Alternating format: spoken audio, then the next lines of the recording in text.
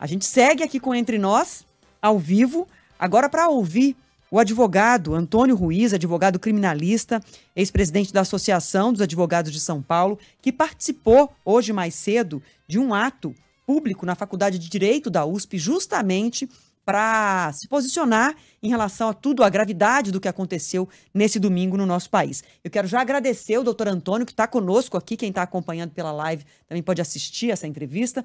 Muito obrigada, doutor Antônio, boa tarde para o senhor. Eu gostaria que o senhor começasse contando para a gente a relevância de um ato como esse na USP que o senhor participou, a intenção dele e as conclusões que foram tiradas nessa reunião de hoje, justamente para que não passe em branco, né? Então, em primeiro lugar, boa tarde, Adriana, boa tarde a quem nos ouve, nos assiste. De fato, houve hoje, no horário do meio-dia, um evento muito expressivo na Faculdade de Direito da USP, do Lago São Francisco, em que estavam representadas diversas entidades da sociedade civil, autoridades públicas, o reitor da USP, o diretor da Faculdade de Direito, a presidente da OAB, o procurador-geral do Estado de São Paulo, enfim, muitas pessoas no auditório lotado que se reuniram ali, assim, quase que espontaneamente, né, porque os fatos ocorreram ontem e hoje já houve esse evento muito expressivo, porque a sociedade clama para que atos assim não voltem a ocorrer. Foi lamentável tudo aquilo que assistimos ontem, né, interrompendo o Domingo dos Brasileiros, com fatos que se tornaram assim bastante dramáticos e que foram assistidos e comentados pelo mundo inteiro. Professor, eu queria começar falando do ponto de vista da legislação criminal no nosso país. A gente já entrevistou aqui o secretário nacional de Justiça, doutor Augusto de Arruda Botelho, sobre como comprovar esses crimes e, de fato, punir essas pessoas com cadeia e financeiramente. Quem depredou o patrimônio público com aquele nível de violência, como pode ser punido também financeiramente?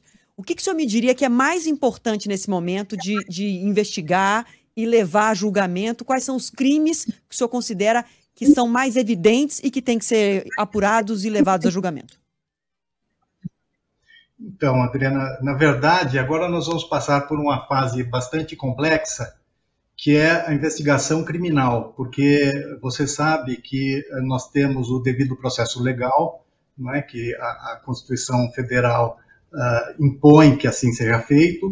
É preciso cumprir as fases, primeiro da investigação e depois de um processo criminal, para se chegar à punição de alguém, respeitados todos os parâmetros legais e constitucionais, inclusive o direito de defesa.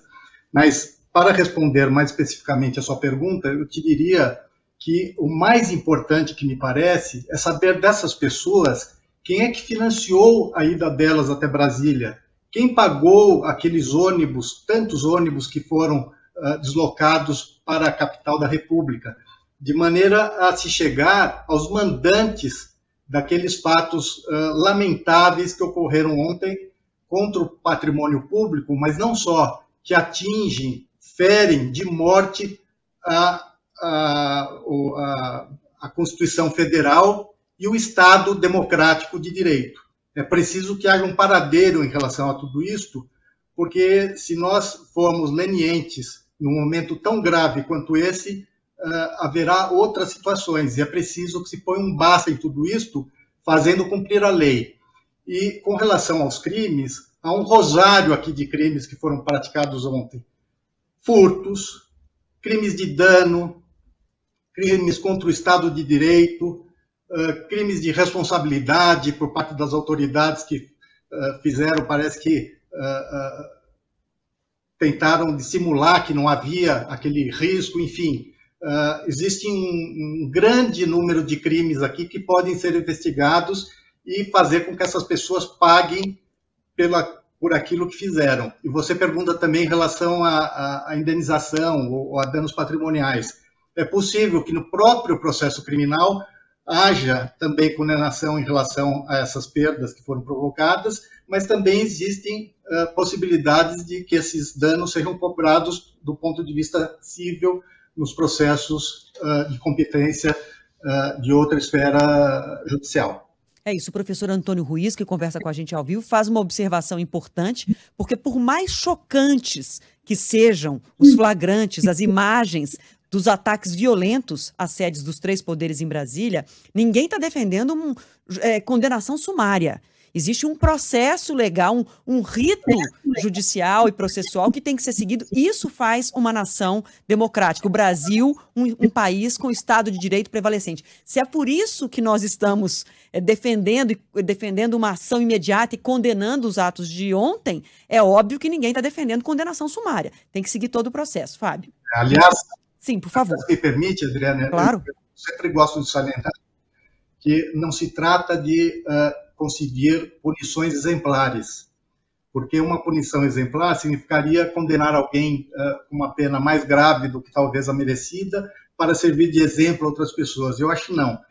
É preciso que se condene as pessoas com penas justas e dentro dos critérios legais, para que essas penas sejam a efetiva representação daquilo que determina a lei e a Constituição do país.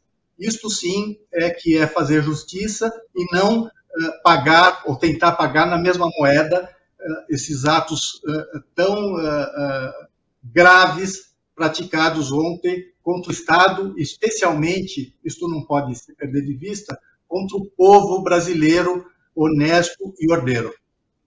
Doutor Antônio, como a Adriana disse, é claro que ninguém quer aqui condenação sumária, todo mundo tem que ser julgado dentro do que a lei prevê.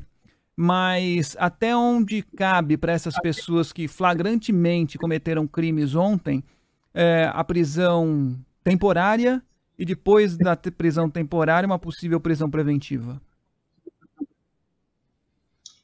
Então, em primeiro lugar, me parece, pelo que foi visto pela televisão ontem, que essas pessoas, a maioria expressiva delas, foi presa em flagrante. Uhum. Né? Então, elas vão ser submetidas, acho que hoje, ou mais tardar, talvez amanhã, a uma audiência de custódia em que o juiz do procedimento já vai decidir se é o caso de soltá-las ou decretar uma prisão preventiva, que é cabível se forem cumpridos os requisitos da lei. Isto o juiz vai analisar em cada caso específico, individualizando a conduta de cada uma daquelas pessoas que foi flagrada praticando aqueles atos criminosos.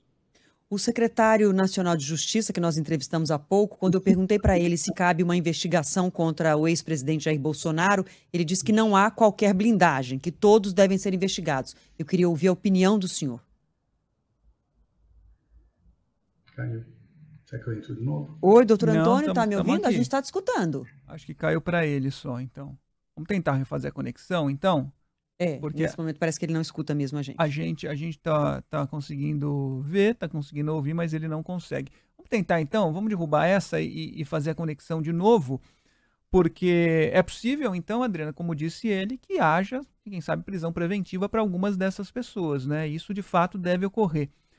Eu queria fazer uma outra pergunta para o doutor a respeito da identificação desses financiadores, né? Porque como é tão difícil identificar esses caras, né? O dinheiro não cai à toa no bolso das pessoas. O motorista do ônibus não pegou um pacotinho de dinheiro numa lata de lixo, você vai lá e pega. Não, ele recebeu de alguma maneira. Quer dizer, por que é tão difícil às vezes identificar esses financiadores? Doutor Antônio já está com a gente na linha de novo. Doutor Antônio já de volta. Então, na verdade, por favor. Na verdade, por isso era tão importante que algumas daquelas pessoas fossem presas em flagrante delito, como de fato aconteceu. Porque essas pessoas agora vão ter que se explicar perante as autoridades policiais como elas chegaram até lá, quem é que as convidou a participar dessa invasão ontem, quem é que pagou aquele transporte, enfim, quem é que propiciou que estes atos criminosos fossem praticados e, portanto, foi conivente e teve uma participação efetiva em tudo aquilo que de criminoso aconteceu ontem em Brasília. Então, assim, é claro que é importante que se processem, que, se for o caso, se punam aquelas pessoas que estiveram lá, mas acho que, acima de tudo, é muito importante que a nação brasileira saiba quem são as pessoas que estão por trás disso, apesar de que todos os desmandos que aconteceram no governo anterior na minha ótica, são a gênese de tudo. E eu perguntava justamente, quando a nossa conexão caiu, doutor Antônio, perguntava justamente sobre o ex-presidente Jair Bolsonaro. Falando com o secretário nacional de Justiça, perguntei se Bolsonaro deve ser investigado, e ele disse que não há blindagem, que todos devem ser investigados. Eu queria a opinião do senhor. Eu concordo com essa opinião do doutor Botelho. Acho, sim, que é preciso investigar todas as conexões possíveis para se chegar às pessoas que efetivamente propiciaram que aqueles fatos tão dramáticos que envergonharam a nação brasileira no dia de ontem perante o mundo sejam investigados, achados, processados e punidos.